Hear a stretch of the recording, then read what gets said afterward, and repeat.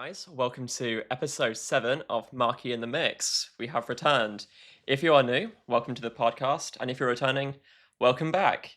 Today, we actually have a special guest in our presence.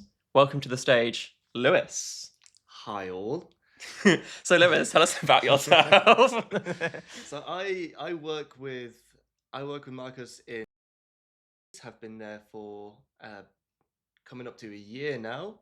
Before that, also 10 years in hospo, working in hotels, cocktail bars, working as a chef. Pushed me to get my degree in something called culinary arts management in UCB, where I've had a long dream of wanting to have my own cocktail bar and been trying to push toward having a lounge in that way. So today we're just going to be talking about what we enjoy about cocktails, probably some of our favorites, what we think our trends will be, and really it's just two people drinking. So it's going to be a great time. It's going to be a fantastic time. So as Lewis said, he's been working for longer than I've been alive. Don't. Yeah, so cocktails. I make them. Lewis makes them. We drink them a lot. What would you say your favorite cocktail is though? Like, do you have like a favorite? Or... It changes on the definitely seasonally. I have my favorites, like my old fashions, Manhattans, Mai Tais, like a mint julep. I like my flavors to be like short, strong, and not overpoweringly acidic or sweet, or like all I can taste is gin, all I can taste is whiskey. I like it to be like quite balanced. Oh yeah. But there's an old thing of like stirred down on brown, which is like your Negronis, your old fashions. Yeah. You could pretty much give me any one of those and I'd be happy. Yeah, I mean, I'm not a fan of Negronis. I do like my dark cocktails though. Like I like anything. If it's a cocktail that has rum in it, chances are I would love it. Like, I mean, my favorite is espresso martini, but there's like different versions of it. Like the spice carajillo. I made one which I replaced the tequila with rum. Which I really like that. Explain what a spice carajillo would be? I would love to. For those of you who don't know, so a spice carajillo is essentially an espresso martini. So it's an espresso martini, but instead of vodka, you use tequila. You also add orange bitters to kind of make it a bit fruity. That's basically what a spice carajillo is in my own terms. I mean, you're more of a professional than I am. I can't explain cocktails for shit, but I'm trying to remember the year that it was made. I think it was in the early 60s, and typically carajillo will have only 2 ingredients, and that will be fresh espresso and liqueur 43. Oh, liqueur 43 being a Spanish vanilla liqueur. With the addition of tequila, fantastic. And then coffee and orange go really, really great. Yeah, together. They do. They go surprisingly well. And then I'm trying to remember the spice. I think we made a cinnamon syrup with it. So like, if you're thinking coffee, cinnamon, tequila with those like grassy, earthy notes, plus like brightening it up as well. Orange with that citrus, and then liqueur 43 with that vanilla, and it all just plays together. It was a really great drink. No, I really liked it. I also felt like for me, it tasted quite Christmassy as well. I think that might have been the orange. But I really liked how Christmassy it tasted. I could gobble up some Christmas drinks. Oh, what's that one? So, a little while ago, Lewis and I went to this bar. I forgot the name. It's going to really annoy me. I think it was Deadshot. Yes. We went to Deadshot, and essentially it's a bar, like a bar cocktail place, in which there is no set menu. You tell them what flavors you like, and they'll prepare a surprise cocktail for you, and then as they deliver it to you, they will tell you what's in it and how they made it. And I had the ingredients on my phone, But I can't find the notes. I did try to find it this morning. Um, but there was this cocktail that I had, and it was really, really nice. And it was essentially like a Christmas cocktail. Like it had like a cinnamon dusting, but it was I want to say it had Irish cream in it, Mm. rum, had ginger or cinnamon, had ginger and cinnamon, I believe, and it was essentially just this really creamy Christmassy drink, and it didn't taste alcoholic. It just tasted like Christmas. Mm. And I'm almost certain I've got the recipe somewhere because I wrote it down. Have you ever had a Brandy Alexander? I feel like you would really like one of those. I think it was a play on that. I'm Mm. almost certain because it did have brandy in it. It sounds like it then, because that's typically brandy, cream, and uh, creme de cacao. Ah, because they had it was. I know they had. They said it was brandy. They said it had spiced rum, which is where the rum comes from, I guess.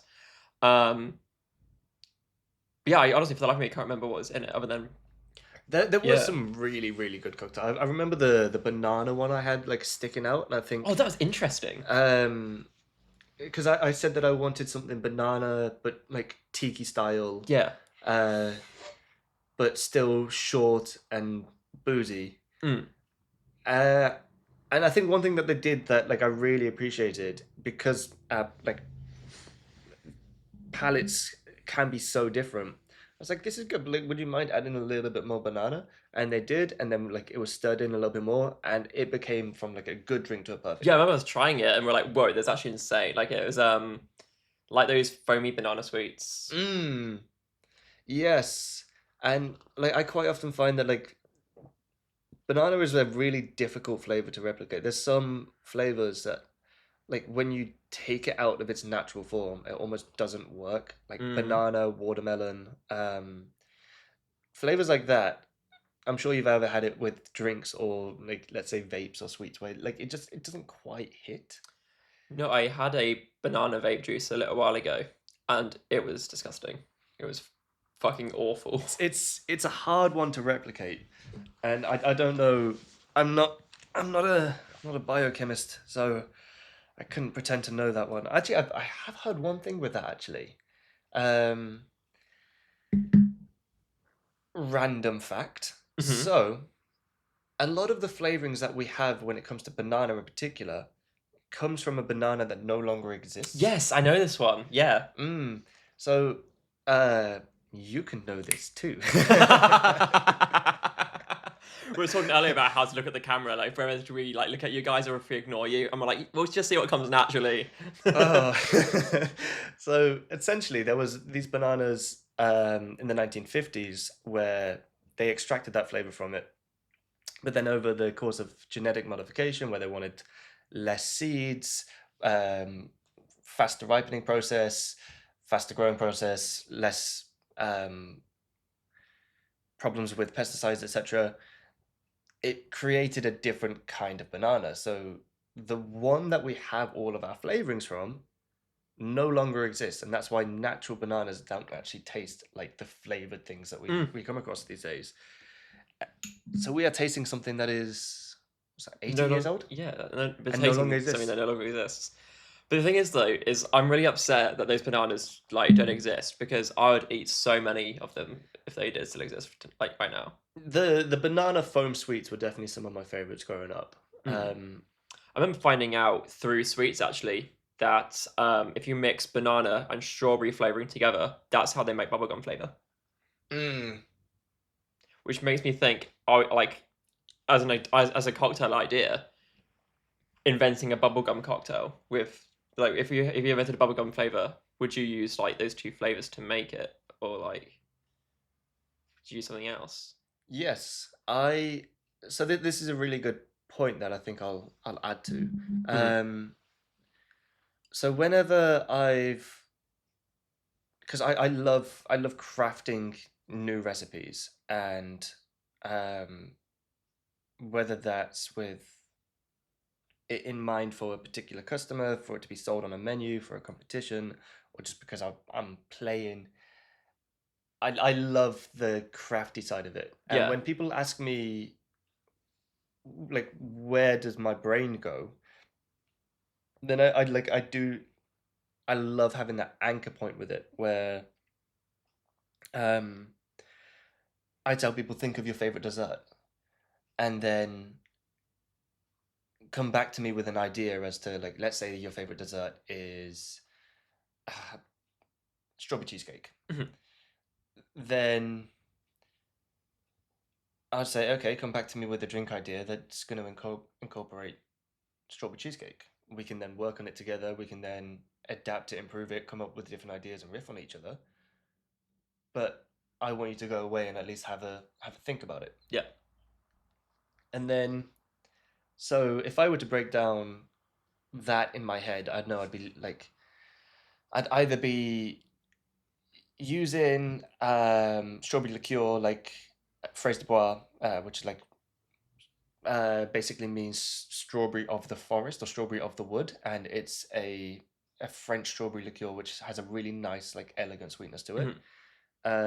Or I'd be infusing the gin, or I think I'd be going like a gin or vodka route with that one. With strawberries, maybe putting that in this. If I have a sous vide, easy, bang that in there for an hour. Sous vide is just a water bath at a stable temperature, which stays at that stable temperature. So it means that, like, when you infuse a flavor, when you cook something down, you're not like stood there at a stove maintaining it. You can just put it in a vacuum seal bag, put it with the ingredients for the exact time that you want to, and you're sorted. And then you just strain it off and it's done. So I'd make like either a strawberry gin, a strawberry vodka, or like maybe a fresh strawberry syrup. Yeah. So those would be like my first thoughts. And then I'd be like, okay, so where do I get the cheese part of the cheesecake in? Where am I using mascarpone? Am I fat washing it? Um, like where you would pass, you would mix the alcohol with something that has a high fat content. So cream Yeah. cheese would actually work quite well with this. And then you add acid, and you're gonna curdle it, and it's gonna look awful to begin with. It looks exactly like how split milk looks, but then you filter that through cheesecloths. The first thing that you do, like, you take the first bit is a little bit cloudy, so you have two jugs, and then just pour that, like, so then you have a funnel with cheesecloth, and you'll pour the mixture of the cream cheese or whatever, like milk with the alcohol. You'll pour that in, and it will slowly drip in, Mhm. and then you just like put it in once it starts to get clear again. So then you can have, that's the first thing I think with like a fat washed, for like, for that. Or maybe I'm overthinking it. You can just add a little bit of cream and a little bit of vanilla. Yeah, but then like, where does the unique craftiness come in? Like, I think when making cocktails, I like the idea of experimenting and having fun. Mm. And I feel like fat washing it and stuff like that. So it just seems like a tricky process, but it also seems like it's quite fun to do. In all honesty, it's not. It's just kind of alien when you first begin it. Like, it feels really strange when you first do it, but like anything, it's just a bit of a learning curve. Mhm. But the reality is, if I were to break it down into steps, it's literally put this thing in a jug, measure it, put this thing into a jug, measure it, add acid, put them into the same jug, let them sit until it separates, and then strain it. Like, when I put it down into that, it's like, okay, cool. Anyone at home, anyone in a bar could do that. It just takes the planning, or the first steps. And now we're gonna think about base. I'm actually like genuinely thinking like strawberry cheesecake now. I mean, this is good. This is interesting. I feel like either doing, like, using the butterscotch liqueur, or without making it too sweet, because then we've got strawberries, we do have vanilla, we do have the cream cheese, and it's the when you clarify something, when you clarify an alcohol, it takes away the impurities, and it leaves a really nice like silky mouthfeel, which is going to be really nice for this cocktail. But then, Where's that biscuit? Yeah, that's what I'm Um, thinking.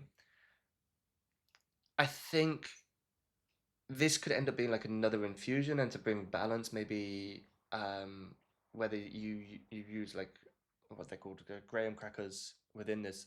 So if you infuse like an amaro, like Montenegro, or like Campari, or even like a vermouth, like Martini Rosso or Koki. Koki would Mm. be a nice one. Um,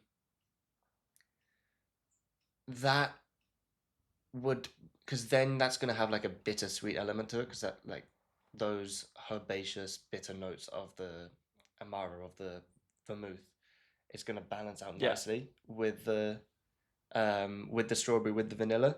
And otherwise it's just you're just drinking sweet, sweet, sweet. And I know that people love sweet drinks, but I feel I will harp on about the word balance until I'm blue in the face. exactly. I mean, like I've had cocktails before in which I've drank them, like the sweet ones, and it's actually one of the main reasons I don't like fruity cocktails is because they're always way too sweet, way too sugary. I Mm. drink them and think, nah, this is disgusting. Like there's some that we've made at work before, in which I've drank, like tasted them and just thought this is awful. Yeah, I mean, I don't want to be like calling out our workplace in particular. Um, But no, I'm just kidding. but But can we uh, fix the menu because everything sucks? No, I'm joking. well, the thing is, there's because like hospitality is so vast. Mm. Our menu is designed around quick builds that are popular, recognizable,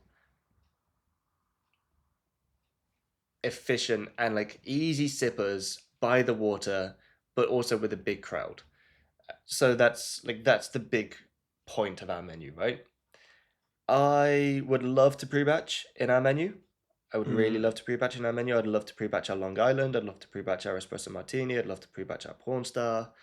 I'd love I mean, even yesterday I was looking at New Zealand's top 10 most popular cocktails, and unsurprisingly margarita was number one.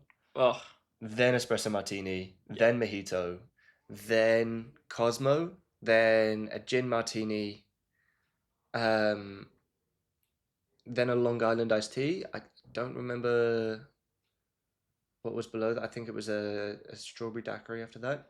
So these are all cocktails like I feel like everyone has heard of, Yeah. everyone is Yeah. familiar with. You can go to a bar. Like I do enjoy things that are a bit different, but I understand that if you're not sure what you're gonna get, you can pretty much guarantee that any place is gonna have those. Mm. So my thing on that is like, what do we do that's different with them? Like I love the idea of this is not just a drink that I can have anywhere. This is a drink that I can only come here to get. So like, what are they doing? Yeah. Um, but yeah, like in terms of like batching for our drinks, if I understand that there's gonna be people that are listening that um have never made a cocktail before, and that's completely fine. Um, but for example, if we describe how we make a Long Island iced tea, some of your favorites, then we pick up 7 bottles before we've even shaken the item. So 4 spirits, 1 liqueur, sugar, and lemon juice. Then we shake Coke, then we strain. So like in that process, that could be significantly shortened by the only thing that would go off in that situation, because the rest is alcohol or sugar, is the lemon juice, and you want to have that lemon juice to be as fresh as possible. So the everything else Mm. could be in one bottle, making it easier to make for the bartender, and then therefore focus on the rest of the customer experience. Yeah. That's where I come and like see it, because if we can focus on our interactions while delivering something that's one, consistent, and two, the best thing that we can make, I I I like that quite a lot. I feel like when I'm there doing this and this and this, and then someone asks me for 10 more, and I'm like, cool.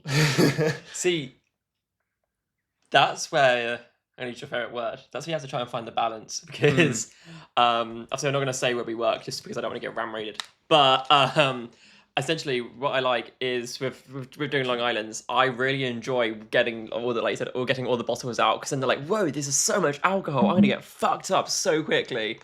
Um, but like before we, I'm not sure if we had it when you started actually. Before you started, we did used to pre-batch everything. We did have Long Island iced tea pre-batch, where the only thing that we didn't have inside it was the lemon and the Coke. It was just the mix. Um, but I think I'm trying to figure out. I'm trying to think of why we stopped pre-batching. I think it was solely mostly for the customer experience, making the cocktails I in mean, front of them. there is an element of that that makes sense. Like, if you're spending, average price of a cocktail for us is like just under $25 or around about $25. Um, and part of that is that you want to experience them making it. But I think that is still very possible and plausible. Like I said, with the addition of like, if I'm doing this as one drink, then I can be like, so what have you guys been up to today? Mm. Where I just Oh, I'm going to be bleeping out a lot. Don't worry. Yeah. I'm just kidding. So This is my address, by the way. um it it can still very much be possible. It just means that you're focused on a different element. I mean, how many times are, I guess, like truly interested in watching you make it? If you're doing something fun, if you add in a little bit of flair, if you're shaking with a smile, if you're throwing down a napkin so that it's prepared for their drink. But we don't really have any, like, it's not a sit down bar for us. Our sitting areas are all away from the bar, Yeah. and therefore it's it's a waiting place. It's almost a little bit sad that like this is a bit not like like a side thing, but it's almost a little bit sad how today most things are ordered through like QR codes.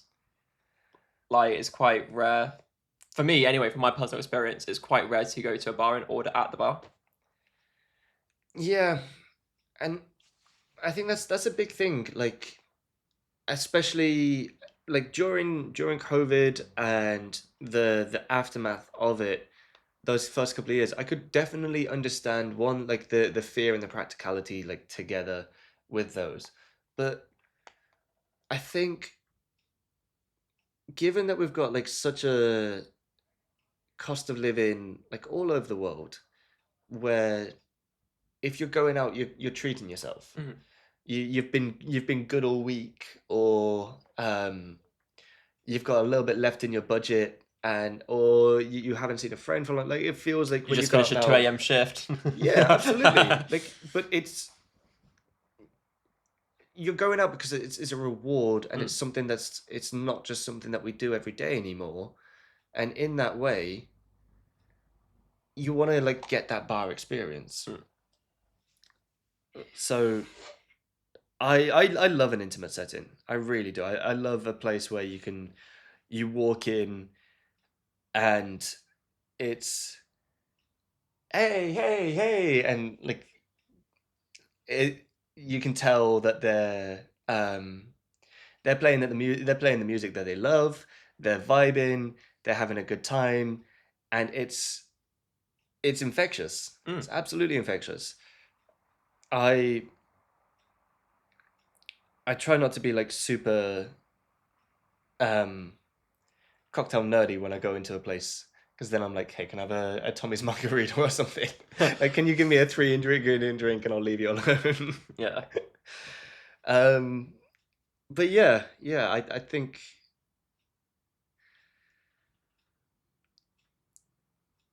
like you said, the QR codes, if um people aren't having that same interaction anymore. Yeah. I love making cocktails in front of people. I think my favorite I like all customers, but I think my favorite customers are actually when mums come in with their like 19, 20-year-old daughters, because those are the customers who, when I'm making cocktails, they're like, "Whoa, look what he's doing there! Like, look at that!" And Mm. like, the mum's getting excited because she's not had a drink in like 10 years, and the daughter's getting excited because alcohol. So it's like I don't know, they're just such a great like. I love making like drinks for them, and I also like making drinks for like old men who are like, especially ones that it doesn't have to be cocktails. Like, even if I'm pouring a beer, I love having that conversation where they're like, "Oh, so how do you make this beer? Like, what's in it? What are the flavor notes? Oh, I see Mm. that you brew beers here. Tell me about those." And it's great, especially when the bar's dead and you want to waste time. Like, I I I really love like there is so much passion about what people are drinking these days. I mm, think that's really really refreshing, and also enjoy whatever the hell you want to enjoy. exactly. I Unless it's a Bloody Mary, then fuck you. I'm not making another Bloody Mary. I well hate Bloody Marys so my much. my rule of thumb is when I've made a Bloody Mary, if I don't like it, the customer normally will. Exactly. If it tastes like shit, you know it. You've made it Like correctly. it As- it's it's soup with vodka. It Okay, is. It is. I want my soup with grilled cheese. I don't want it with ice. Don't do it. But if you do want it with grilled cheese, fat wash the vodka. Hmm. um. You may be onto something there. Honestly, you might be. No, you made that cocktail ages ago. It was like a strawberry basil one, and I said to you, if you got rid of the strawberry and replace it with like tomato or cheese, that could be a pizza. I genuinely. I may go off on a tangent here describing another cocktail, Oh but no, please do. I made a caprese salad into a martini once, and the effort that I went through to make it was hilarious. Like 'Cause, Breaking Bad level uh, in the it RV. wasn't like it wasn't super chemistry. It was more just like a few infusions, Mm. but um. So yeah, I fat washed the vodka in mozzarella cheese. I kept a little bit, like, blended it. I kept a little bit of the brine, and also like used some additional lactic acid so that it had that like extra like milk mouthfeel. I When you blend tomatoes and strain it, you get something called tomato water, Mm. which uh I got like when I was working in a place called the Oyster Club. So that's when I was working as a chef. We used to have a dressing that used the tomato water, and I got the idea from that. Then I also infused the dry vermouth with tomato leaves and I think with additional basil leaves. Plus a little bit of sea salt, a little bit of smoked salt saline. Saline is just it's a water salt solution. Add saline to your cocktails. I know there are people that are watching this that have said this 100 times too. Salt makes everything better. Mm. Everything better. You ever had a plain potato and then added salt? Yeah. What do you think that Groundbreaking. what do you think that does to everything else? A little bit of salt in your cookies. Beautiful. A little bit of Mm. salt in your hot chocolate. Beautiful. If you take anything from today, add salt. Absolutely. Even I'll make dinner. I'll make dinner. Like, no matter what I make for dinner, I'll give it to Jake, and he'll be there with the salt and pepper, just fucking grinding it to hell. Honestly, at what point does it become the sea? But no, like, salt does make everything better, and that's like, yes, like, even because making the saline solution isn't it is essentially just salt water, isn't it? It's Like, it exactly is salt it is water. just salt water. Yeah. Yeah. You can like then take it into different directions if you want to. You can do a rosemary salt, you can do a Should we do pomegranate salt. like a salted caramel espresso martini? Yes. Oh, that'd be fucking fire. Oh, see what we're saying. Yes, absolutely you could. Oh, and to finish off that last cocktail, I made a basil oil. So you You blanch basil, boiling water, then ice water. Then you add it to a blender with neutral oil. Blend it until it's all fully mixed. Strain. So this was, just to recap, mozzarella fat wash vodka, um, tomato leaf, and basil infused vermouth, smoked salt saline, basil oil, and a little bit of tomato water. Stir that down with ice and you serve it into a martini glass. You drop the basil oil like 3 drops on top, and you've made a caprese salad And you martini. garnish it with a chicken tender on the side. It's just like, what the fuck would the garnish be? Like, actually, what was the garnish? That time the basil oil was the garnish Yeah. because it was like otherwise it was like Nick and Nora as the glassware, so like a small coupe glassware. So it was like really like pulled back and like I was trying to make it quite elegant. But I feel like there is a definite part of my brain that wants to make like a Parmesan crisp and put it on the side. It's not a bad idea. Like, if you think about it, right, Bloody Mary, the garnish is a whole ass salad. You've got your celery, you've got your lemon or your lime, you've got your mint leaves or whatever leaves. Like, you know, I've seen people make Bloody Marys and they've used like chili flakes on top as a garnish if they want Yeah. extra spicy. Like, there's a lot you can do. But like I was saying earlier, that's why there's a lot of cocktails I love and a lot of cocktails I hate, but I love experimenting with different flavors. Like, I've only been making cocktails for just over a year, but it's so much fun. And I think like when you're working at a bar that like does cocktails, you, especially with ones that have changing menus, you get used to making quite a lot of them. And I don't know, like I've got a hatred for some cocktails.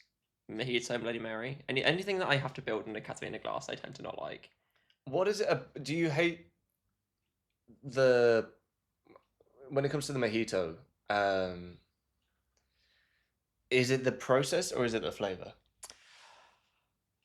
For me, with mojitos, they're not that hard to make. I might just be because I'm lazy, because you have to like grind everything, smash the leaves. They are usually But like also, the bartender's least favorite, to be fair. but also like I don't know. I just think for the amount of effort that I put into a mojito, they are such an underwhelming cocktail, and that's my own personal opinion. Maybe it's just how I'm doing them. Maybe we're not adding enough salt. Everything. I definitely agree. Like it's for all of the process, and it's not just like it's not just the initial process that you're doing of that. Like I understand, like there's part of our job to get all of the prep done. That's absolutely fine. But when we go through like what is it, like 8 kilograms worth of mint a week? Yeah. So then you've got the prep time of washing it, of drying it, of separating all of the leaves from the stalks, keeping the tips just as garnish. And then once you've done that, it has like a 3 to 4 day shelf life, and then you're doing it all over again. So there's a big part of that for me where I'm like, all of this time has been made to like make this drink, where that's where my brain goes to like, can we not just do an infusion here? Can we not do like a mint washed rum? Batch that up so you're not continuing to get fresh mint. You can like use fresh lime juice if you want. Like if you wanted to make a clear mojito, like literally like no mint or anything in there whatsoever, no cloud in there. You can get like citric acid in powders, so it will taste like you've added lime juice, Yeah. but you haven't had to add lime juice.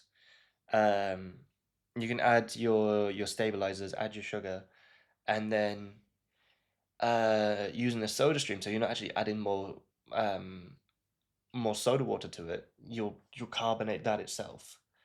And then let's say you use a spear block instead of cubed ice, and you have a completely clear a completely clear mojito that you haven't had to just spend the time muddling and make it like and then taste it and make it, but like it's It's done. Mm. That sounds banging. And then, like, obviously, the other cocktail I hate making, Bloody Mary. I just hate that cocktail because one, it's a pain in the ass to make, so many ingredients. Two, I hate the smell of tomato juice. It makes me feel physically sick. Mm. Um, and also, it's just like the idea of it. I've never. I think Bloody Mary is probably the only cocktail that I've made and not tasted. Well, taste everything that you make. I know, but it's tomato juice. It just makes me feel sick. I know I get everyone else to taste it for me. that's fair, but yeah, taste everything you make. Like I said, even when I get to the point where I'm like, I hate this, here you go. Yeah, no, I Oh, just but get. yeah, okay. Get someone else to do it. I'd always get Sam to taste it because Sam knows how much I hate them. Or hate the idea. Maybe I don't hate them. Maybe it's because I've not tasted them. Maybe I actually love Bloody Marys and I just don't know. Maybe, but I Nah. mean, I also really dislike them. They they just require you to have so much on hand. Yeah, you got olives, mint, celery, Worcestershire sauce. Yeah, your Tabasco, your like Mm. everything. I worked in a bottomless brunch place for about a year and a half. And I was the as the bar supervisor there. And I think one of the big reasons why I'm sick of Bloody Marys is because I made about 6,000 of them. There was okay, maybe not 6,000. Okay, let's say like 2,000 of them. Hmm. Still Um, way too many. it was crazy. I remember making like someone needed a Bloody Mary on the fly, and I made one in about 14 seconds. I was just, here you go. But it's it's a cumbersome drink. Although one thing I would say that I love with Bloody Marys is my own little revenge. Because you do like a scale of 1 to 10, like how spicy. Let's say your waiter, your host will ask like, how spicy would you like Yeah. your Bloody Mary, on a scale of 1 to 10. Because then it's like, I will do um like 1.5 dashes of Tabasco to every scale of one. So let's say a 3 would be, what's 3 times 1.5? Is that 4.5? Maths. Yeah. Yeah. Yeah, I think it was a second. Sorry, But sorry guys. I was homeschooled. and I'm done. Anyway, So then we used to get a lot of people that would ask for it to be 10 out of 10, and I'm like, you want 10 out of 10? I'll give you 10 out of 10. You're getting the smash the rest. bottle. You're getting the rest of the bottle of Tabasco in here, and I'm gonna watch you cry. You think you're getting 10 out of 10? Okay, let's see how high you Lewis can opens go. up his backpack, pulls out a jalapeno wash vodka. Oh, yes. But yeah, I would do it just to see a tear, or like, even if they were like, could I get this as a 5, Yeah, imagine please? like you can get like some really serious like hot sauces, like dip the straw into the hot sauce as well. So the first sip is always like, Oh, yeah, imagine doing that with the what's it called, the da bomb from oh Hot Wings. yes. I tried their so me and my brother-in-law actually years ago, I've got the video up on YouTube, private, so you guys probably get to see it. Sorry, of me when I was 14 and my brother-in-law tasting 100% pain hot sauce. Oof. I'll show you the video when we finish because it's so funny. But I drank water, I drank milk. My mouth was burning for a solid hour. How red did you get? Very. I mean, even my brother-in-law, he started crying and he got hiccups. Oh Like no. he got like the hiccup It pain. just Like brought that spice like yeah, over. Oh no. yeah, and he's like he's in the military, like so it doesn't take it takes a lot for him to like feel something. Oh, I don't. I'm imagining it, and I feel like I'm sweating. I don't want to. I don't even Yeah, want to he's think. gonna be he's gonna be watching this as well. I'm so sorry to bring back those memories from 2016, but here we are. Would you do it again? Fuck yeah.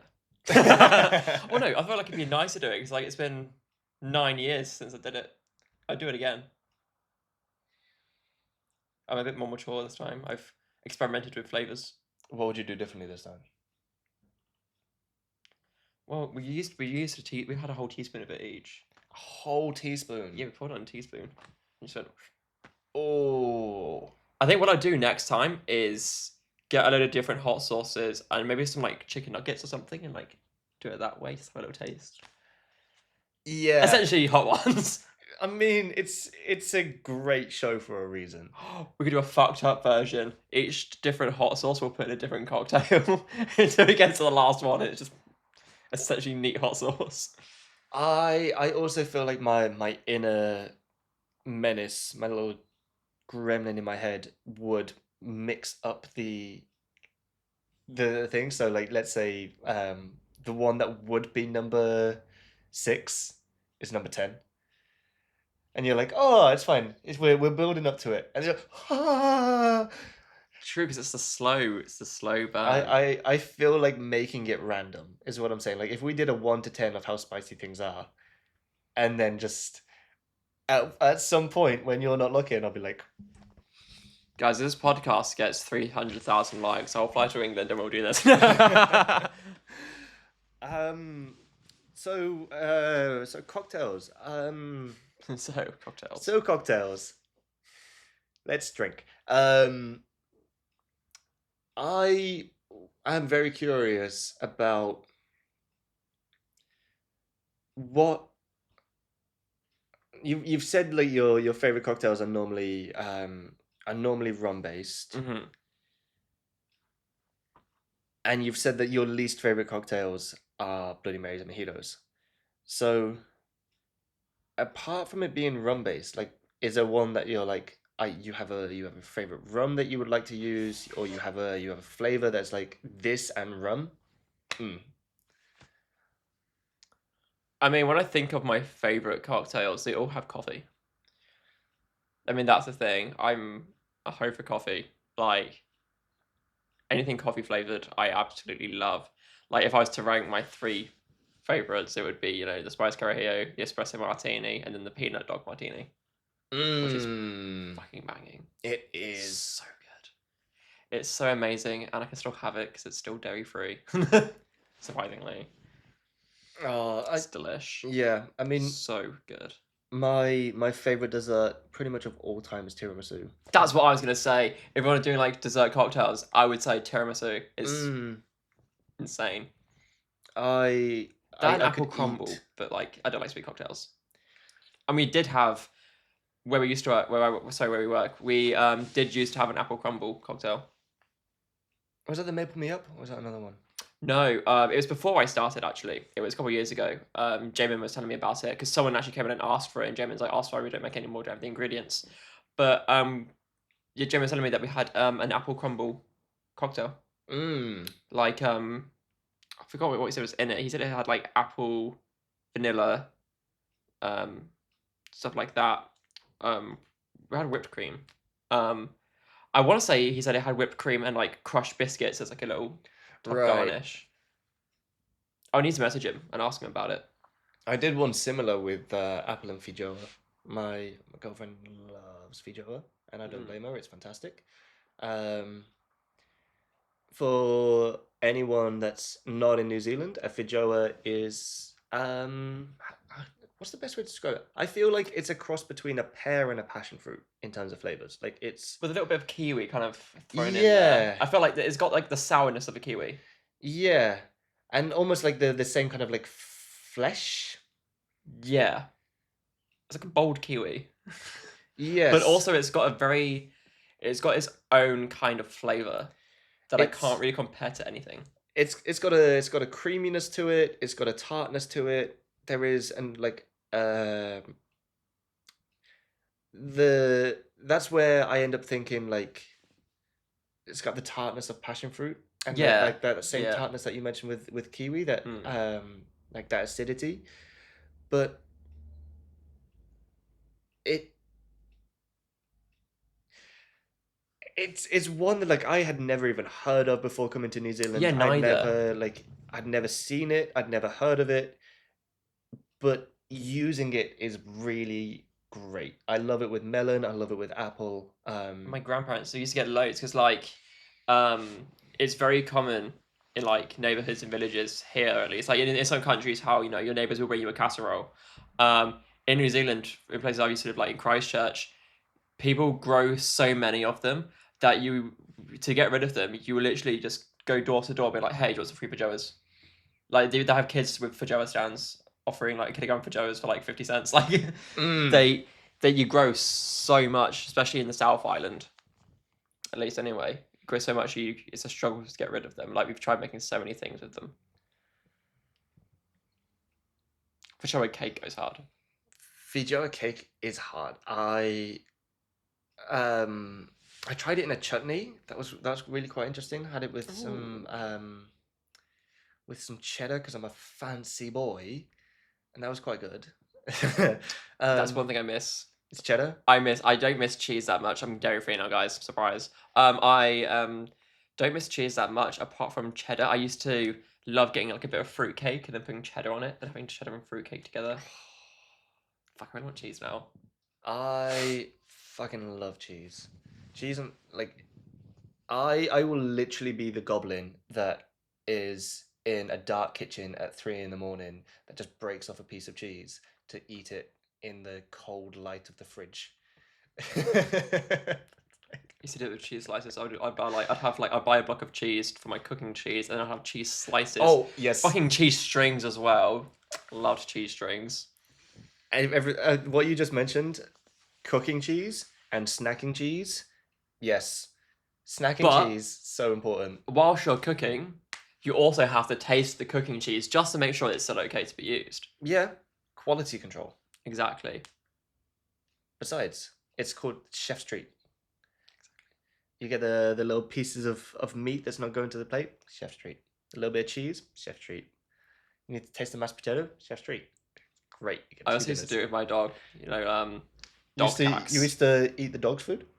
Yeah, I would eat the dog food. Nah, so when I lived with my parents, we had a border collie. Mm. And every time we were cooking, he would like sit by our feet, demanding a little treat. So like, if we were like making something with cheese, we'd give him a little bit of cheese for his dog tax. Have you seen that video where it's like the cheese tax, Yeah, the yeah, cheese the cheese tax. But like on his birthday, we would like give him like essentially our meal, but like Mm, smaller, and like we're obviously taking him for the bits out that the dogs can't eat. mm. But like if like mum was ever making like a chicken wrapped in bacon, he would have his own little chicken wrapped in bacon. Until he found out he was allergic to chicken, and then we had to stop doing that, Oh, which I felt really bad for. Apparently, 50% of border collies are allergic to chicken. I didn't know that. Yeah, we didn't know that either until he was aggressively ill for 3 days, and we asked the vet what was wrong, and she was like, "Yeah, he's got a chicken allergy." And I'm like, "Oh, okay. Huh. Happy birthday." Happy birthday. Nah, poor thing. He's perfectly fine now, guys. By the way, he's turning 4. A couple of months. Oh, I miss him. I miss the boy. being a little teenager. Is he? What's his personality like? We can jump back to cocktails later, but dogs are the best. His personality is he's cuddly, he's overexcitable, he loves new people. First time he met Jake, he jumped at him and knocked Jake to the ground. Like, he is full of life. He has to run around. As a border collie, he has to run around Mm, constantly. We were taken for a walk a walk straight after breakfast, a walk straight after lunch, a walk straight after dinner.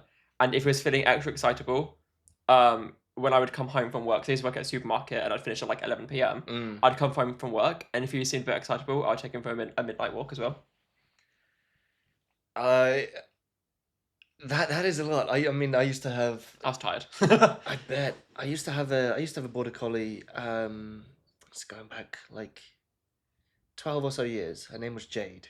She was such a clever dog, but we had her while we had three King Charles Spaniels. So because she was surrounded by little dogs, she for sometimes would feel like a little dog, but you'd have King Charles Spaniel where like they'd sit on your lap and they weigh, I don't know, like 6 kilograms. Mm-hmm. Quite easy to just have on your lap and fall asleep Yeah. and pet. And Jade weighed like 30. Yeah. And she'd sit on your lap and be like, Good puppy. Like Ling would like sit on our face. Like he would like jump up and like because he's a big boy, big fluffy boy. You'll be sat on the sofa. He's not one of those dogs that will sit down next to you. He's one of those dogs that will be like, I'm gonna jump on you now. He'll jump on you. At one point, he was sat on my shoulder. And you're like, I'm like, buddy, you're not a small little puppy anymore. I cannot have. I used to carry him on my shoulders. oh. Like that's how he was to get around. Like I'd carry him and he'd like put his paws on like my shoulder and like lean over. He used to like even as a big boy, I'd pick him up and he was still trying to do it. I'm like, ah, my neck is broken.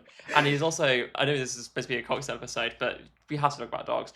He has heterochromia, where one eye is blue, one eye is brown. And I put on social media, I think it was Twitter actually, I put on Twitter a picture of him and somebody commented, well, saying, what a beautiful dog. I can see the homophobia in his eyes. It's like, buddy. Oh no, that sent me. I'll insert some pictures for you. Those of you who are watching the podcast on YouTube, I'll insert some pictures of him. For those of you who are listening, come over to YouTube. You get dog pics if you do. For those of you that are listening, imagine a dog. Good job. So Lewis, how would you make a dog-infused cocktail? Dog-infused cocktail. The peanut dog espresso martini does contain dog. No. I feel like my brain has gone off cocktails for a moment. Do you have a favorite breed of dog?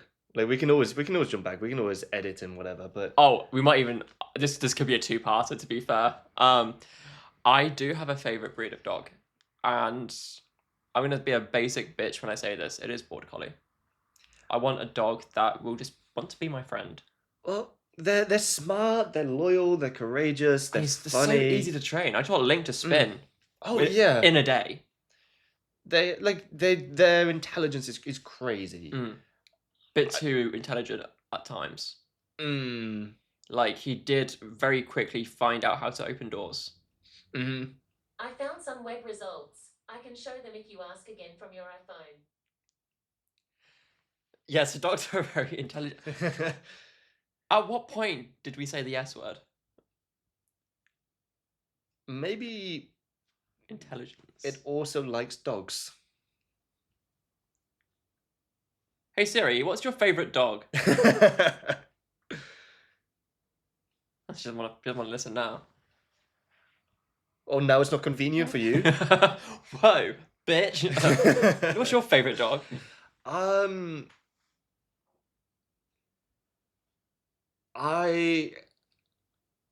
What's it? It's. I'm not thinking of a pit bull. I'm thinking of Mr. Worldwide. Mr. Worldwide. What's it called? Where they've got like they're fairly short. They're not like super furry. Oh my god, I'm trying to think of it. It might be the dog that the way you're describing it sounds like Jake's childhood dog. And I'm trying to remember what breed that was. Is it Rotty? Not a Rottweiler. Yeah. Although like that is like my kind of dog. Even so, I do have to say there's nothing against like people that already have these kind of dogs.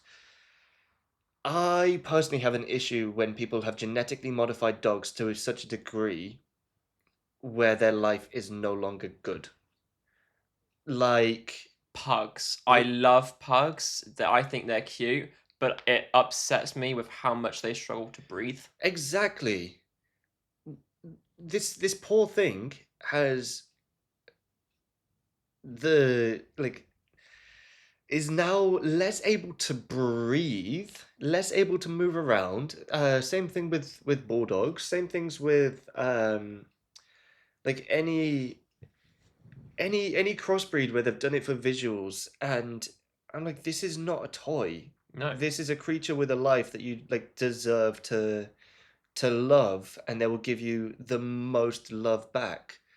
So honestly, like my like preferred breed is actually a lot more like I wouldn't mind a mongrel Mhm. or whatever. So long I have more things where it's like I would like a medium-sized dog that isn't a super fluff ball, Mhm.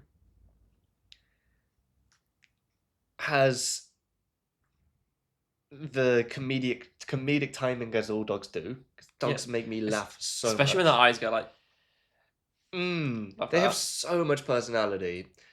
But yeah, I want a happy, healthy, medium-sized dog that can like learn to understand like when it's playtime and Mhm. when it's not.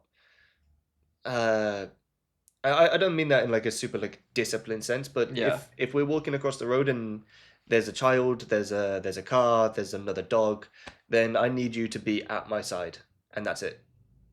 I mean, yeah, and that's something that we did struggle with Link because because he's so excitable and he loves people. He was very easy to train, and he is honestly such a good boy. But he gets really excited when he sees new people, and it took us well over a year to Mm. kind of we got one of those like training leashes where like obviously doesn't hurt the dog, but it's one of those ones where it's like you can easily like hold on to it. So if he tries to run, like it won't hurt him, but it would like stop him from like zooming off. Yeah, 'cause you need Um, that like this is not an okay thing to do. yeah, Okay, you've done the thing that is okay. Reward like you reward the yeah. good behavior over and over again. But you And most of the time, everyone else most of the time the people who excited to see, they'd want to be like, oh hey, and like mm. pet him. Like he was very used to getting attention because he's a bit of a drama queen, just like his father. Um, no, but like we had to like be like Link, like we would say halt. Mm. That was his word, and he would go like. Like, it's so funny if you say halt to Link. It's the fact that he would like run and then he would suddenly like screech. Like come to a skidding stop.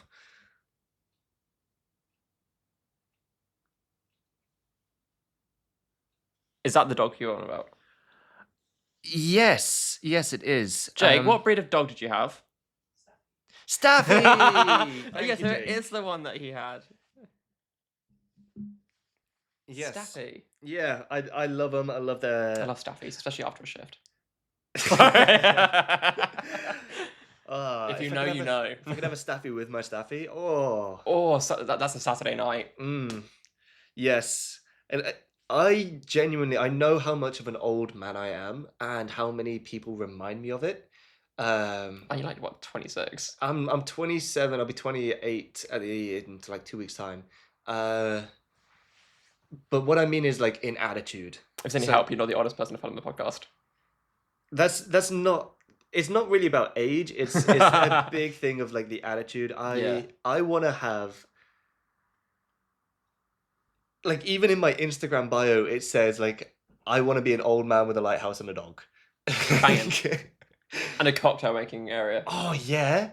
Like absolutely hell yeah. I want a cocktail making area, I want a big cozy leather chair, I want a fireplace, and I want a dog. Is it too much to ask Is for? it too much to ask for? Like I don't care how many people call me granddad. I want my simple cozy pleasures, I mean, that's the and thing. a dog like a Staffy, I feel like is such a perfect dog for that. And like, so, like going on to like date nights and things like that. Like, I love going out, having drinks. Like, Jake and I have a date night in which we'll go out, get fucked up at a club somewhere. But if I was to say what my favorite like date night activity would be, it would be staying home, wrapped up in blankets, watching movies, and just like beer or pizza. Beer and Honestly, pizza. yeah. Yeah, maybe a like a board game or something as well. Board game night. Yeah. I- A cozy night Great in. time, a great time. It's great. Board game night is great for testing relationships. I have said some horrible things to Jake playing Monopoly before. Uh, And he's still with me after 2.5 years. to be fair, like Georgia has a pretty like introduced me to a pretty good rule when it comes to board games. Is like if you see something, because we love we do a lot of trivia together. We love Articulate is a good one, Oh, I think it's such a good game. and we played it once with her friends, and then we were in the car coming back and be like, you know what, we need to improve on this. and we did some rounds together. And with that one in particular, it was like, okay,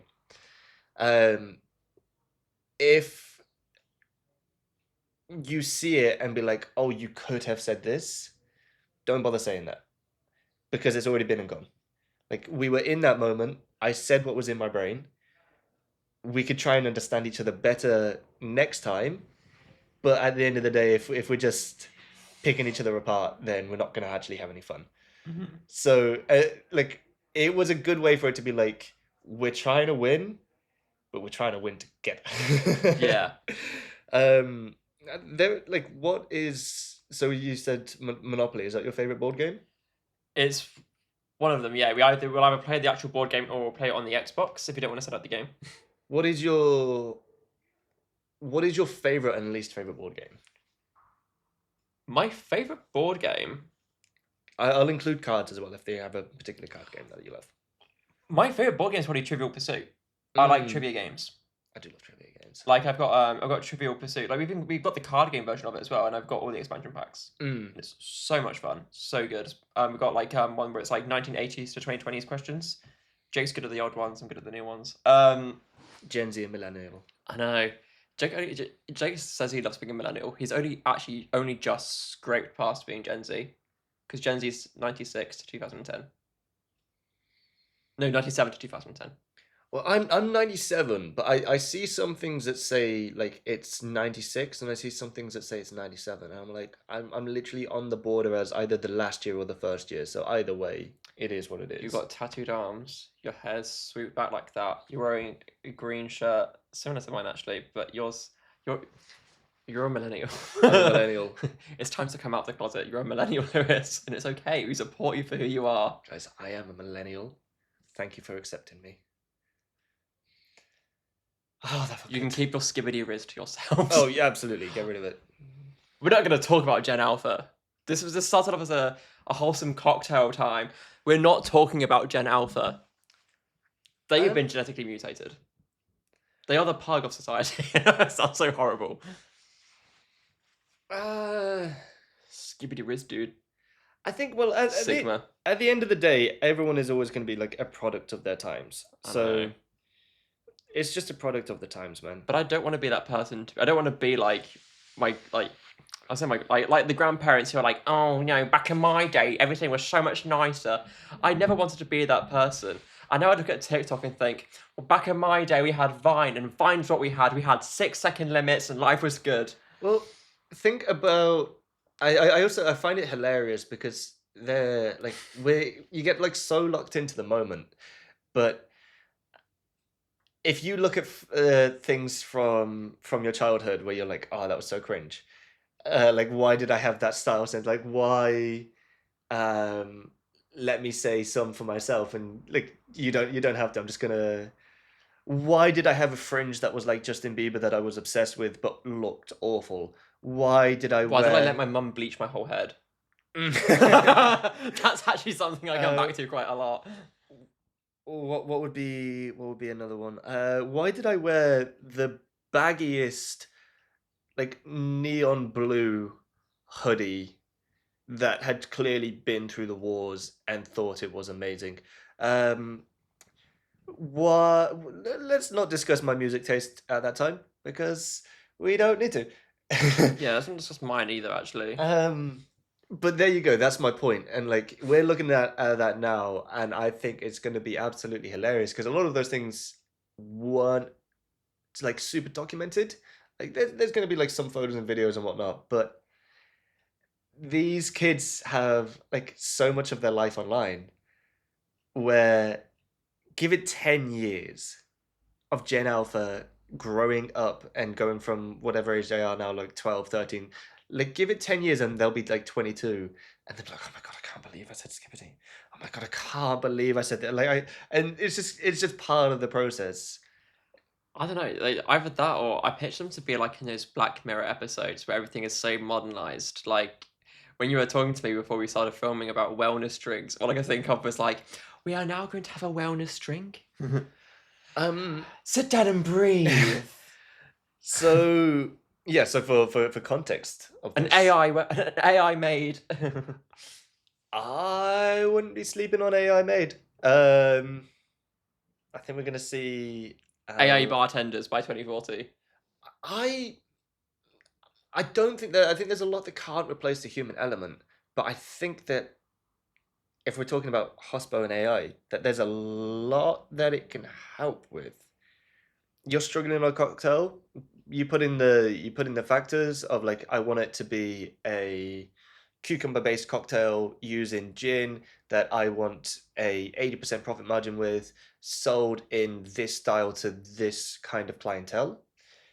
It's going to coming up with something. And even if you don't use that exact idea, or it comes up with like 3 ideas, you can use like a piece from this and a piece from this. So yeah, I've done it with ChatGPT. Yeah, and then everything like your rotas, your marketing, your like even down to like make me a sales report Excel. It's gonna make you a sales report Excel, and you just put in this. Like I genuinely think, considering I dislike some of the parts of admin that I understand is like more the backbone of Hospo, like in keeping the wheels greased. Um, like making sure that the business is running operationally. And how many managers don't have the time that um they're basically doing 7 jobs in one, and service is service at the end of the day. Yeah. Like you've got to make sure that the customer is happy, but you're also trying to like you're thinking about all of these things at once. And I think that could take so much of what is time consuming to like be a little bit more freed up to again like focus on the operation of running the restaurant, running the bar, if you're gonna have AI as an assistant. And AI knows what a 3 times 1.5 is. A lot faster than I do, that's for sure. I mean, I did have to I pause for that one. I just have to think to myself, what is 3 times 1.5? The way I calculated it in my head. did you do three times one and then 3 times 0.5? The same. Whereas, I don't know, a normal person would go, what's half of 3? Add that to 3. No. Really? Like it's really interesting. People do maths in so many different ways, but so long as you get the answer, you get the answer. I always found that like so funny where like on tests it was like make sure that you write down exactly what your methodology is and use the teacher's methodology. But if you ask 20 people the same basic maths question, you'll get like 15 different answers. Like there will be people that do And do I it similar. hated that, especially with like long division, showing off my workings, and I'd like take it to like my mum, she was my teacher, to mark, and she'd be like, yeah, you've done that working out wrong, this is how you meant to do it. And it'll be a completely weird, wacky way of doing long division. Like, I've got the same answer that you have got. Let me fucking cook. That's the only thing that should matter. That's literally Yeah. the only thing that should matter. If you're doing maths and you get the right answer, then you've got the right answer. What more do you want? I'm not subscribing to your cult. I'll do maths how I want. Exactly. Funny thing is, I was subscribed to the cult, and I was until 3 years ago. So on that note, yeah. We mentioned AI as something that will be like forming within hospitality and cocktails and whatnot.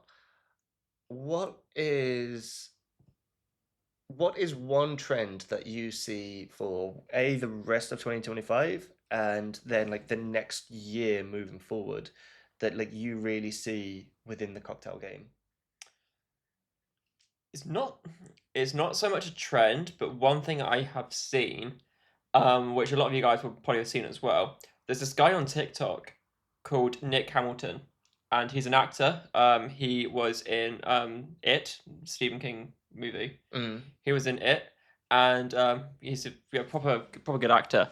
And on TikTok, he has a channel in which he just makes different cocktails. It's like he will start off being like, oh, let's have a drink. Today I'm gonna be making this, but for my own special twist. Like he fat washes shit. Like he's so fun and interesting to watch. And some of his TikToks have like got over 20 million views. and he's inspiring a lot of people to start making their own cocktails from scratch as well, and like having their own little bars. Like he sells his own Nick Hamilton bar mats and things like that. And he's been blowing up over the last 2 years. And I see my prediction is that soon people will stop going to bars and actually staying home and making the drinks themselves. I can definitely see that. Like, And people also go to bars, but like they'll enjoy making them at home. yeah, it's one of those worlds where I genuinely think like the steps involved are simple. It's just doing lots of little things in a row and putting it together. And I think when you think about it like that, it's for them people to go home and like they have that pride in making it. I remember you saying that you did a gin infusing kit for Jake for Christmas. We still have to do that as well. Yeah. Let me know how that goes. Like I think those kind of things are really cool, and especially like you get that pride of like I've done this. Yeah. I love this. I would definitely say like if someone is making their home bar, so just to like kind of like leech off of your point for a second,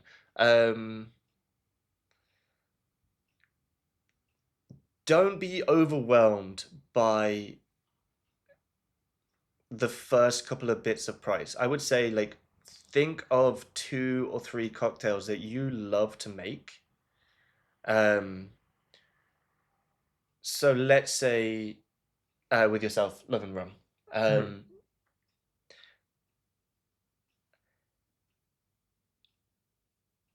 I was about to say mojito, and then you said like, but you love rum, so a daiquiri, a rum old fashioned, your rum espresso martini, but even dark and stormies. dark and stormies are great.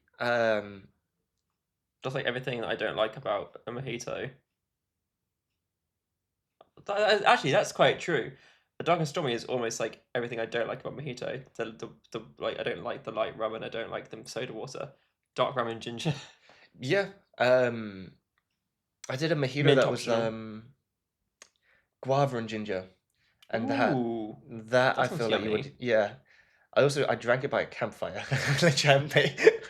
I made it by a fire, which I feel like made it better because I just packed all the stuff and was like, Red I Dead need Redemption 2 this. vibes with that one. Oh, I love a fire, as you can tell. Got a campfire. It's like the way you looked down and you said that. I love a good fire, as you know. Like Oh, fire. fire, there is fire. Zoom in. But yeah, like if you're making your own home bar, I would say there's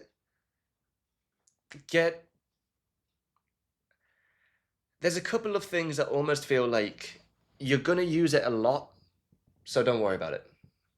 Like it's easy to make your own sugar syrup. It's literally just boiling water and sugar. Most of the time, that's going to be either a 2-to-1 ratio or 1-to-1 ratio. If you want it more sweet, 1-to-1. So that's literally like imagine 500 grams of water, 500 grams of sugar, 500 grams of water. Boil the water, mix the sugar in until it's completely dissolved, and you've got a shelf-stable sugar syrup that's going to last you close to a month. Like it's that simple. So I wouldn't say like make that stuff, but things like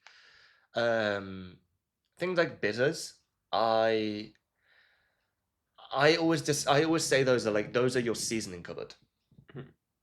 So if you imagine like your liquor, your spirits, those are that's the main element of your dish.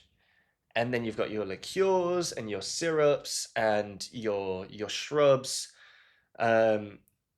Maybe like if you go to a point where like your foams and whatnot, those are your sides. So imagine like you've got your burger with like that's your spirit, then your fries, that's your liqueur, and the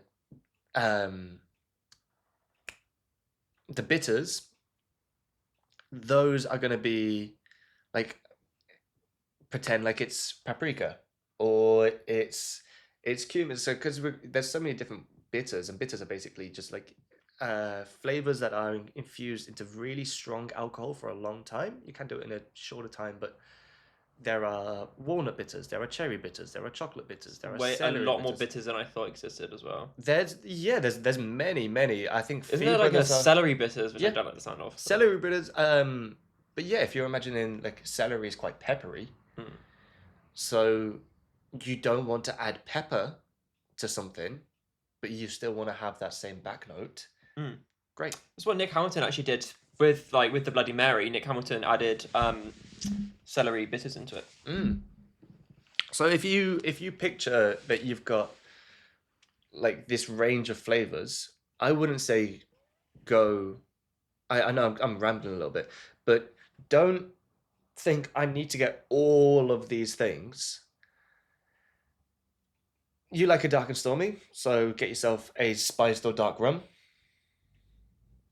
It's easy to pick up some ginger ale. Mhm. And I would definitely say squeeze your citrus fresh. Yeah. But if you can't, then you can't. You shouldn't. I mean, like even like supermarket like juice. Yeah. Juice. We don't mean like squash. We don't mean like Robinson's orange, but like No, like if the you're in freshly squeezed like lemon juice that you get like for like pancakes. Yeah, if you're in the bacon section and it's there and it's cheap and it's what's available to you, then do it. But you don't need a lot of stuff. I would say if you're having a shaker, use what we describe as a Boston shaker, as like or a Japanese style shaker, and that's where it's going to have like a larger like base tin and then a Toby tin on top. And those we use like professionally all over the world because they work, because they're cheap, they're sustainable, they last forever, and they don't work smash. when you want to work. Yeah, don't use glass. The Japanese the tin shakers with the little round top that you see in a lot of cocktail kits, I wouldn't advise getting those. They freeze up and they become really difficult to open, and they are also difficult to strain. So if I could break down like 5 things that I would say if you wanted to start your home bar, get a Boston tin shaker for the price range that you can afford.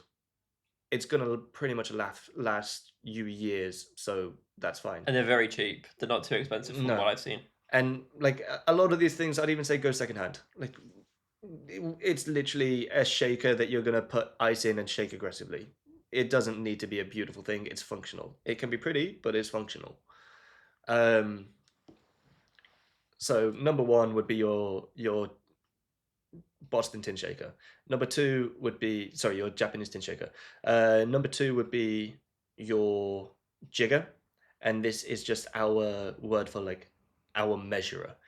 So you get a little metal measurer with lines on the inside that would go, for example, we use ones that are 30 mil to 60 mil. So then on the inside of the 30 mil is 10, 5, 20, 25, and then top is 30. And then it's 30, 35. 30, 40, 45, 50, 60. So then that means like if you have a cocktail, let's say a daiquiri, for example, then you would be using 60 mil of the white rum of your choice, 20 mil of fresh lime juice, and depending on how sweet you want it, 15 to 20 mil of your sugar syrup, and a drop of saline. Because salt makes everything better. But that means you can use one jigger to get all those 3 done accurately, consistently, and make the drink taste exactly as you want to taste it. Remember, like, you're making it for yourself. So that's 1 and 2, your jigger, your shaker. Get yourself your strainers. So these, like, we call a single strainer or a Hawthorne strainer, and then we have a double strainer, which is like a fine mesh sieve. Most of the time you'll use a Hawthorne strainer, which is your single strainer where it's got like the coil that goes into your shaker and it's going to stop the big ice chunks. If you're serving over ice, and if you're doing a drink, like say you're topping with lemonade, you're topping with soda, then little ice chips aren't really going to make any kind of difference, and that's fine. When you double strain, you're typically doing that into a drink that doesn't have ice or that you want to be really clean. So that's going to be, if you've made a foam with your espresso martini, that's going to be your whiskey sours, that's going to be your martinis, where you've either stirred it or you've shaken it to a point where you want the drink without the little ice chips. So, and that would, like, a lot of these things will come in a set, like, so you don't even have to like buy them as individuals. I would say get yourself if you don't already have a chopping board, I would say a chopping board with a tomato knife. So a tomato knife is a small serrated knife. This is going to be great for any garnishes that you want. So your orange peels, anything where you're doing any kind of like fruit prep, a tomato knife is pretty much the perfect knife for that. Yeah. And again, like really cheap. You're going to spend maybe $10 to $20 on this knife, and it's going to last again pretty close to a lifetime. So easy. And number 5, I would say equipment wise, I'm not going to count glassware as equipment, but I would say get yourself something where you can store ice. It's the problem I had as a home bar before was like, am I putting it in the freezer where like everything else already is, where I'm at home, my meal prep is there, etc. Or am I putting it in the sink? I think just get yourself an ice bucket. You can buy the ice from the store, I etc. mean, if you're lucky enough to have one of those fridges with the ice dispensers as well. Yeah, exactly. So even then, that'd be 4 to 5 things, and you can make so many cocktails with that. If you don't have a stirring tin, if like a lot of cocktails that require stirring instead of shaking, and most of those are like alcohol forward, or they don't have citrus in there, or they don't have a puree or something in there where you need to shake it to combine it. But if you don't have a stirring tin, use the big part of your Japanese shaking tin. Like, it is going to get cold very fast because it's thin, it's metal, and it's going to conduct it quite well. You can fill it with ice and you can stir. Oh, actually, so that's what I would say. Within your shaker, having a stirring spoon. But like I said, this you will typically get a shaker, a jigger, a stirring spoon, and strainers within a cocktail kit, and then you can add to that or personalize that as you want to. If when people buy spirits, they typically go in one of two ways. Like the Long Island iced tea is a really good example. They will think, okay, I need to buy a bottle of vodka, I need to buy a bottle of gin, a bottle of white rum, a bottle of tequila, and a bottle of orange liqueur, triple sec, Cointreau, etc. But that's going to set you back.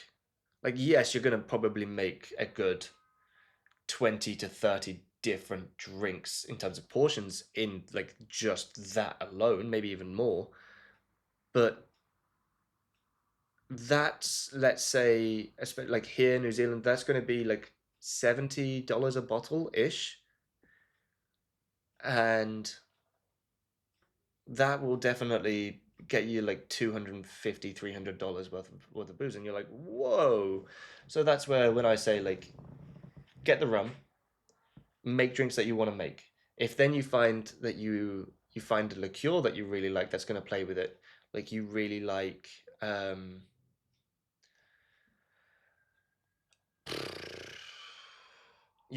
Baileys and rum together, then you pick up the Baileys, because you're not making this to be a commercial bar. You're making this to be your Exactly, and at-home like bar. we've got stuff in our bar cupboard that we've had for 2 years and not run out of.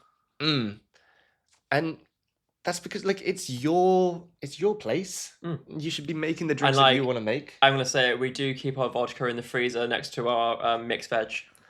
And so what?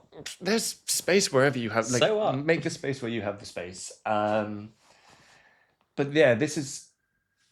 Pardon me, 1 second. This is bonus content for OnlyFans only. Oh, that's better. Right. Yeah. So those would be like the 5 pieces of equipment that I'd say, and then like add to it when you can. It's not a commitment that you need to have. There's like you may have seen content creators, influencers that have like 90 bottles behind them, and you're like, oh, I don't have this, so I can't make that You drink. don't need. You don't need it. A lot of the like, if there is a drink that you specifically really want to make, if you love a Negroni, then you have your gin, your Campari, and your sweet vermouth. Then, say a few months later, it's within your budget and you can afford a bottle of bourbon. You swap out the gin, you've got a Boulevardier. You take out the Campari with the bourbon and the sweet vermouth. You add some bitters and maybe some sugar, and you got yourself a Manhattan. And like, so that's my point of like, you can create a lot more by just like focusing on the things that you enjoy, because you're gonna drink it, you're gonna want it, and why should it be in any other way? Like, it's your thing.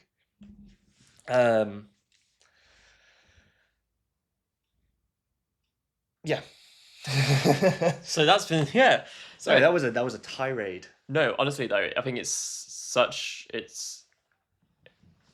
I don't know. I just think it's really important to be in depth, especially with like if you want to start making like cocktails and things like this. It's nice to get that information, you know. I mean, we've been going on about cocktails and dogs for an hour and a half. Oh damn! It's not felt like it. No, it has not felt like it. This It's is like- either I don't know how you do your process. This is either going to be a very long episode, Oh no! or What I like to do is I don't edit it that much. I mean, you guys are aware. I don't edit it that much. I leave most of it uncut, apart from like a few little bits I don't like if I stutter. But I try and edit it in ways that you guys don't know I stutter. Yeah, I would just leave it usually uncut because when I do podcasts and when I watch podcasts, I like it where it just seems like I'm in a room with friends. yeah. It feels natural. It's like a, hey guys, welcome back to my channel. Today we're going to be making a vodka martini. Like, I'm Cody. and I'm Brent. Yeah, I could definitely see that. I prefer that. Like, it's its raw form. It's just a conversation between two people that enjoy what they're talking about. Exactly. We mentioned trends. So I know you said about like people making cocktails at home, and I think there was a big element of personal branding, like from bartenders as well. There, like with Nicolette Hamilton being he's selling his own bar mats, as you said. He's just released a cocktail book, mm, which I want to need check out. need to check him out. I do need to. I No, he's literally just released a book, and I'm pretty sure it's called Let's Make a Drink. Or Let's Have a Drink. And apparently it's really, really good. He goes into like he has the cocktail recipes, but he also has like chapters on how like he makes infusions and stuff like that. Like it looks quite good. Oh, I need to check that out. And he's Australian as well, so his book's probably on Bookhooks. And it is my birthday soon. Treat yourself. Treat yourself. I was actually thinking of a cocktail book that I want to treat myself with for my birthday, a different one. It's a flavor pairings like thesaurus. So it is it's put in a way where when you've got a color scheme and then you've got like contrasting flavors, complementary flavors, and it's done in like a big wheel where, let's say, like dark blue and orange are going to be fairly opposite and they're going to play with each other. It was like it's been put in the same way of like, let's say, balsamic vinegar and strawberries and raspberries work so well together because you've got that depth and that sweetness and that acidity and that those floral notes, and they play together really nicely. So I think there's going to be things in there where I'm like, I need to. I think I'll probably like spend some time and like record and be like, I'm gonna like look at this and be like, oh, these two flavors go together. Let me pick those up and see what I can make, and Yeah. then just like make something that I'd never used, seen, etc., and just see where my brain goes. That'd be sick. I mean, Lewis, actually, you've just started a little cocktail page, haven't you? I have. Peanut sausage. He Um, was being humble and not mentioning it at all.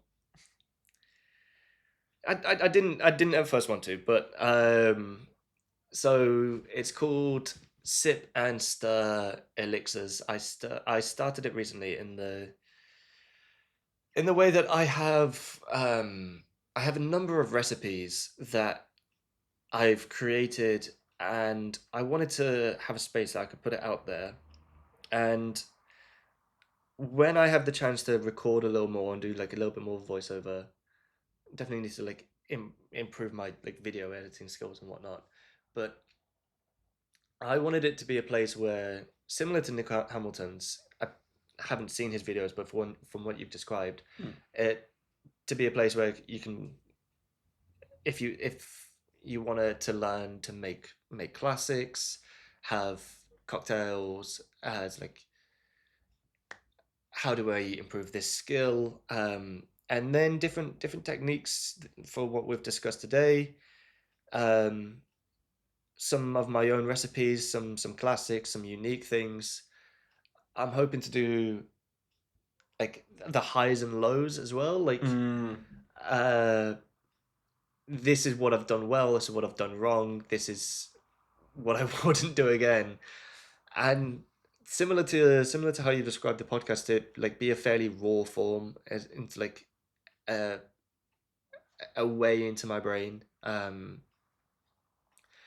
I feel like I can like contradict myself in a way. Like I can feel very creative, and as someone that knows me, I'm also ridiculously logical to the point where if something doesn't feel logical to me, then I get quite frustrated.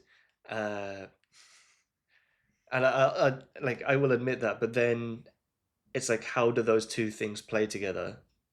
How do I creatively make something where I will genuinely obsess about it for days until I've made it make sense in my head? I think that's a really big thing. Um, so it's not just the, hey, let's make some drinks, let's do this, which I think is going to be a really fun part of it, and I'm excited to make more.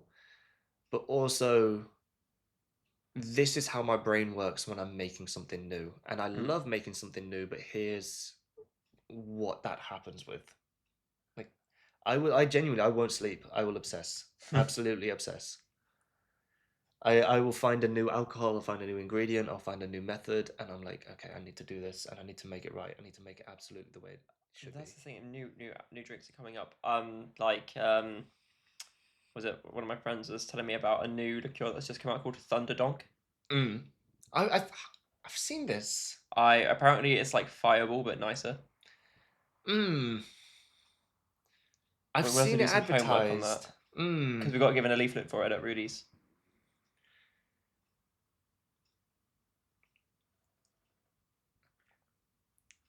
Yeah. Pardon me. I think like I really enjoy cinnamon. I really enjoy whiskey. I really don't like Fireball. So I'm like, how are you this close? Oh shit! Camera's about to die. Ah. Well, we hope you enjoyed the episode, guys. I just realised it's literally about to die. Ah. Oh, Nice to meet you all. you guys are dying. Oh, sorry. I feel like I kind of want to discuss more, but we have been going on for a bit, haven't we? It's been almost 2 hours. Damn. Guys. Well, I hope you enjoyed this. If you have any questions, message Marcus. Yeah, I'll be happy to potentially answer them If if I remember. if you enjoyed this and you want to see me on here again, I hope I could. Oh, 100%. We need a part 2. Yeah. Part 3 and 4, 5, 6, 7. I'd love to talk about like what else is going on in the cocktail world. What else is like what we enjoy. More of our favorites if we try anything new. I really enjoyed this. It was my first time ever being on a podcast. I know, it's been exciting. It's been fun. Thank you for having me. You're welcome.